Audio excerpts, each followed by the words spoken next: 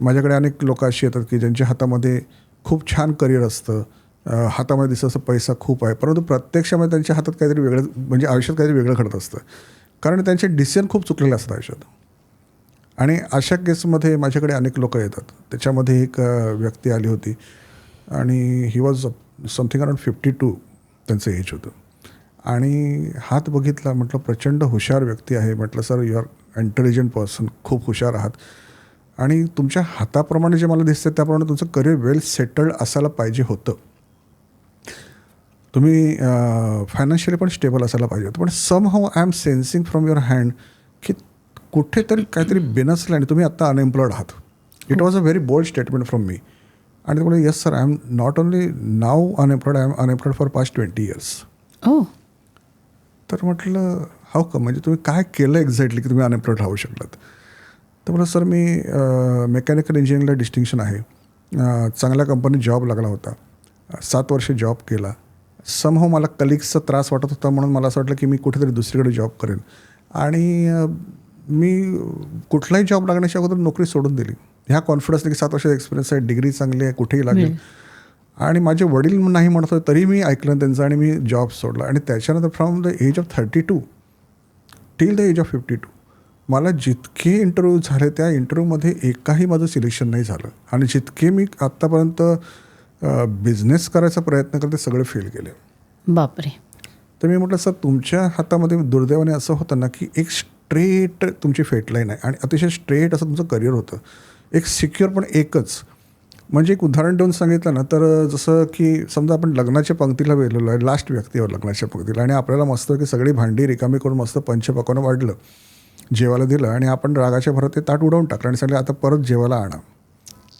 तर भांडी रिकामी आहेत, ते नशिबाची भांडी रिकामी झाली तुमच्या आणि तुम्ही ते उडवून टाकलं ताट. त्याच्यामुळे फार कठीण आहे असे सिच्युएशन. म्हणजे कसं कळलं तुम्हाला जॉबलेस आहेत?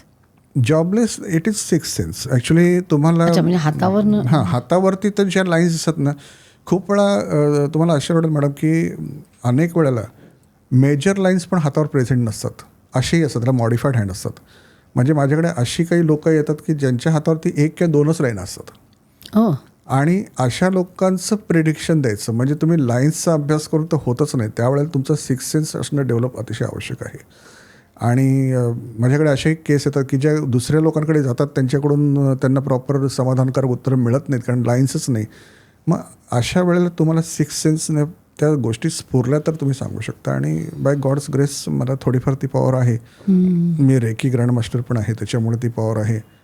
काही साधना असतात त्या केल्यामुळे थर्ड आय जो आपला ओपन असतो त्याच्यामुळे त्या गोष्टी दिसत असतात. तर त्या संदर्भामध्ये खूप वेळा लाईन्सच्या पलीकडे जाऊन आपल्याला काही गोष्टी दिसतात. किंवा अजून एका पॉडकास्टला पण मी सांगितलं होतं की खूप छान हात होता पण त्याला काही बाहेरच्या शक्तींमुळे प्रॉब्लेम झाला होता, काही जंतरमंतर झालं होतं. अशी प्रॉब्लेम असतात. माझ्याकडे तर भरपूर लोक अशी येतात की ज्यांना असे प्रॉब्लेम असतात की नॉर्मल त्यांच्या लाईन्स असलं तर लाईफ खूप चांगलं असायला पाहिजे, परंतु प्रत्यक्षात लाईफ खूप बरबाद झालेलं असतं. तर पामिस्ट्रीच्या पलीकडे जाऊन आपल्याला काहीतरी ते सेन्स होत असतं आणि ती एक एनर्जी आहे. ती एनर्जी ॲक्च्युली फील होते आणि something clicks in the mind की हे असंच चाललेलं आणि ते ॲक्च्युली बरोबर निघतं. तुम्ही म्हणाला 3 मेजर लाईन्स, तर मग त्याबद्दल सांगा ना की 3 मेजर लाईन्स कुठल्या आणि त्याच्यात काय असेल तर काय होऊ शकतं. म्हणजे लोकांना जर आवडतं ना आपला हात बघायचा आणि काय बरं झालंय, अच्छा मग काय संदेशी काय सांगतायत, हार्ट लाईन, मॅरेज लाईन, सांगा ना त्याबद्दल. तसं तर सगळ्यांना माहीत असेल जे बघतात. हार्ट लाईन आहे ही आडवी, ही जी आहे ती हेडलाईन आहे, त्याच्यानंतर ही जी आहे ती फेटलाईन आहे, ठीक आहे. ही जी आहे ती लाईफलाईन आहे, म्हणजे लाईफलाईनच्या बरोबरची आहे ती फेट लाईन, त्याच्या बाजूची ही हार्ट लाईन. ती नाही, ही जी आडवी चालली ना खाली अशी हार्ट लाईन आहे, ठीक आहे.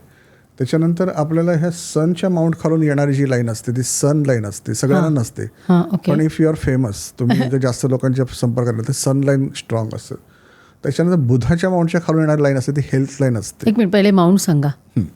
माउंटमध्ये बघा हा शुक्र आहे, या हाताच्या म्हणजे मेन आपल्या दोन्ही हाताला सेमच असतात, राईट अँड लेफ्टला.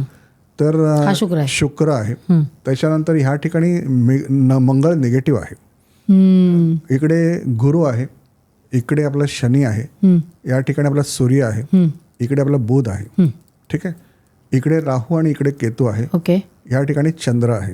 मांडणारी लोक इकडे हर्षल मानतात. ओके. परंतु आपण पामेस्ट्रीमध्ये तसं बघायला गेलं तर इव्हन राहू केतूचा पण तितका इम्पॉर्टन्स धरत नाही. कारण काय की 7 ग्रह आहेत जे मेन ग्रह आहेत आणि त्यांचा इफेक्ट आपल्या आयुष्यात खूप जास्त असतो. आणि ग्रहांचा इफेक्ट का असतो तर त्याचं कारण असं आहे की त्याची काही व्हायब्रेशन्स आहेत जी पृथ्वीवर येत असतात. फॉर एक्झाम्पल एखाद्याचं माइंड खूप डिस्टर्ब असतं किंवा तो खूप अँशियस असतो. तर एक्झॅक्टली काय होत असतं तर त्याचं आपण असं उदाहरण म्हणतो की त्याला की चंद्र बिघडला आहे. तर चंद्र बिघडला म्हणजे काय, चंद्र कधी बिघडतच नसतो ॲक्च्युली, बिघडलेला आपण असतो. म्हणजे आपल्या फ्रिक्वेन्सीज त्याच्याशी मॅच होत नसतात आणि त्याच्यामुळे आपल्याला इश्यूज होत असतात. आणि त्यामुळे जे ग्रह ॲक्च्युली आहेत ना त्याच्या फ्रिक्वेन्सीशी आपल्या फ्रिक्वेन्सी मॅच न झाल्यामुळे हे प्रॉब्लेम होतात. राहू आणि केतू ह्या छाया त्यांना काही ॲक्च्युली एक्झिस्टन्स नाही. त्याच्या पामेस्ट्रीमध्ये त्याला फारसा इम्पॉर्टन्स नसतो. त्याच्यामध्ये आपण 7 ग्रहांमध्ये डिपेंड करतो आणि जनरली प्रत्येक ग्रहाची काही कार्य असतं. जसं शुक्र जो आहे तो पैशाचा स्वामी आहे. आयुष्यात सगळ्यात माणसाला महत्त्वाचा पैसा आहे. शुक्र हा रिलेशन्सचा स्वामी आहे. शुक्र हा लक्झरीचा स्वामी आणि शुक्र हा सुखाचा स्वामी आहे. गुरु आहे तो प्रॉस्परिटीचा स्वामी आहे. जर तुम्ही शनी म्हटलं तर शनी महाराज हे सगळ्यात मोस्ट पॉवरफुल आहेत आणि सगळ्याच ग्रहांचे जे काही त्यांचं देणं आहे आपल्यासाठी ते शनीच्या परमिशनशी देणं कठीण पडत असतं. त्यावेळेस शनी महाराज जर का नाराज असेल तर खूप त्रास असतात. त्याच्यानंतर सूर्य आहे जो आपल्याला लिडरशिप क्वालिटीज देतो. गव्हर्नमेंट जॉबमध्ये जाणं किंवा पॉलिटिशियन होणं किंवा फिल्म स्टार्स होणं किंवा आपलं क्रिकेटर कुठलंही फेमस तर सूर्य महत्त्वाचा आहे. बुध जो आहे तो नोकरी आणि बिझनेसचा कारक आहे. हा इथला करंगलीच्या खाली. तर बुध जो आहे तो थोडासा वीक ग्रह आहे, म्हणजे तो बालग्रह आहे आणि त्याच्यामुळे तो नोकरी आणि बिझनेस देऊ शकतो परंतु तो पैसे नाही देऊ शकत. म्हणजे तुम्हाला नोकरी चांगली लागेल पण त्याचे पगार खूप असेल असं नाही किंवा तुम्हाला बिझनेस मिळेल पण त्याच्यात प्रॉफिट होईल असं नाही. तर त्याचंच सगळं कारक इकडे बसलेला आहे तो शुक्र आहे. आणि जनरली माणसाच्या 2 गोष्टी अडत असतात त्या शुक्रामुळे खूप जास्त अडतात. एक गोष्ट म्हणजे पैसा आणि दुसरं म्हणजे रिलेशन्स. आणि मेजॉरिटी लोकांची ह्याच प्रश्नामुळे ते येतात. काहीच लोक असे विचारतात की अध्यात्मात प्रगती आहे का आणि त्याच्यासाठी माझा गुरु स्ट्रॉंग आहे का वगैरे असे विषय असतात. आणि चंद्र बिघडण्यामुळे माइंडवरती खूप जास्त फरक पडतो. म्हणजे अँझायटीला खूप वाढतं. चंद्र म्हणजे चंद्राचा मोठ हा इकडे आहे. हा इथे. तर त्याच्यामध्ये आपली हेडलाईन कुठे पोहोचत आहे त्याच्यावरून चंद्र बिघडला की नाही आपण बघत असतो. आणि चंद्राचं जर माउंट डेव्हलप्ड असेल आणि जर का आपली हेडलाईन जर चंद्रावर पोचत असेल तर तो माणूस आयुष्यामध्ये सायकिकच होतो. म्हणजे ही बिकम्स लुनॅटिक. पण जर त्याचं नॉर्मली चंद्राचं माउंट खूप डेव्हलप नसेल पण हेडलाईनचं ज्याप्रमाणे तिथपर्यंत पोचते किती पण पोचते हे पण आपल्याला बघावं लागतं. तर त्याच्या आयुष्यातली अँझायटी लेवल किंवा त्याला येणारे काही मेंटल इश्यूज हे आपल्याला डिटेक्ट होऊ शकतात. त्याच्यामुळे मंगळ जो आहे तो ॲक्च्युली पोटावरती त्याचा परिणाम असतो आणि साधारणतः मंगळ पॉझिटिव्ह असतो जो इकडे असतो आपल्या हार्टलाईनच्या जास्त. तर त्याचा काही फारसा प्रॉब्लेम नसतोच कधी कोणाला. पण मंगळ निगेटिव्ह जो आहे ना ह्या ठिकाणी कॉर्नरला त्याचे इश्यू असले तर पोटाचे विकार होतात आणि स्किनचे प्रॉब्लेम्स होतात. शनीचे प्रॉब्लेम असले तर मग माणसाला accidents, operations, internal organs failures असे बरेच प्रॉब्लेम होऊ शकतात. तर अशा प्रकारे आपल्याला त्याचं बघावं लागतं. ही क्लिप शेवटपर्यंत बघितल्याबद्दल खूप खूप धन्यवाद. संपूर्ण एपिसोड बघण्यासाठी खाली दिलेल्या लिंकवर क्लिक करा आणि सर्व काही चॅनलला सबस्क्राईब करायला विसरू नका.